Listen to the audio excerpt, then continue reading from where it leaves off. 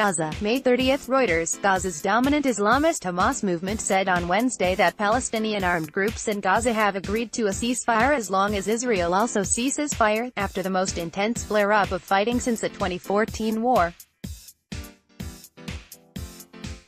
Following dozens of rocket and mortar launches at Israel throughout Tuesday and overnight, and Israeli tank and air strikes in Gaza, there were no reports of violence more than 2 hours after the announcement of a truce by Hamas.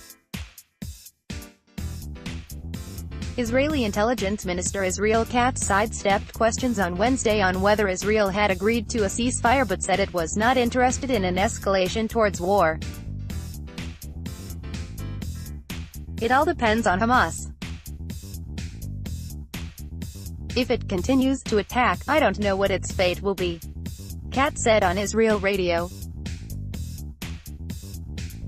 Authorities in southern Israel, where rocket warning sirens have sounded frequently since the Palestinian barrages began on Tuesday morning, said schools would open as usual.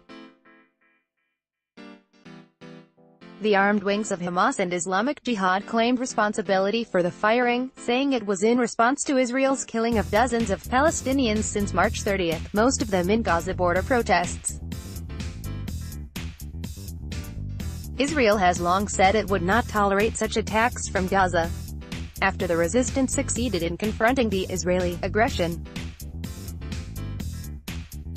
"There was a lot of mediation in the past hours," Hamas deputy chief in Gaza, Khalil al-Hayat, said, in apparent reference to Egyptian efforts to end the fighting. An agreement was reached to return to the 2014 ceasefire understandings in the Gaza Strip. "The resistance factions will abide by it as long as the occupation does the same," he said in a statement, using militant groups' term for Israel.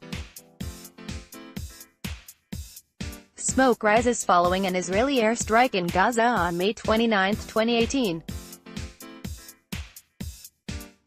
Condemnation by late on Tuesday, Israeli aircraft had hit 55 facilities belonging to militant groups in Gaza, including a cross-border tunnel under construction, in response to the Palestinian barrages, the military said.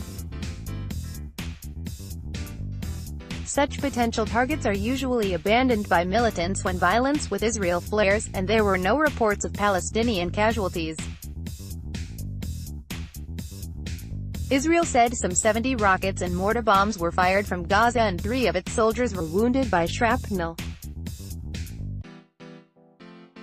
Several of the projectiles were shot down by Israel's Iron Dome rocket interceptor system, others landed in empty lots and farmland.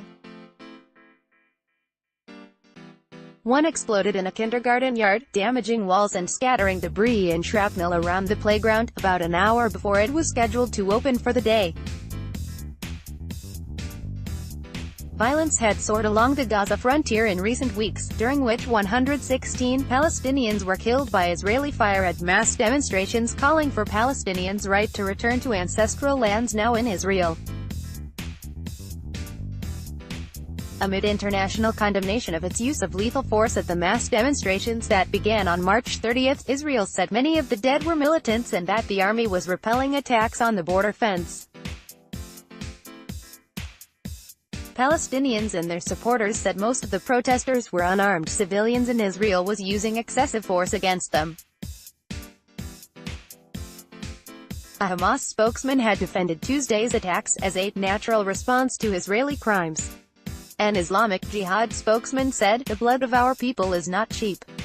More than 2 million Palestinians are packed into the Gaza Strip, a narrow coastal enclave. Israel withdrew its troops and settlers in 2005 but, citing security concerns, maintains tight control of Gaza's land and sea borders, which has reduced its economy to a state of collapse. Egypt also restricts movement in and out of Gaza on its border, related. The guy bringing Mideast peace now can't even read top-secret reports about the place. Palestinian journalist killed in Israel. Gaza protests. Palestinians, victims of an unjust U.S. law. Download photo gallery. Gaza protests over U.S. Embassy move.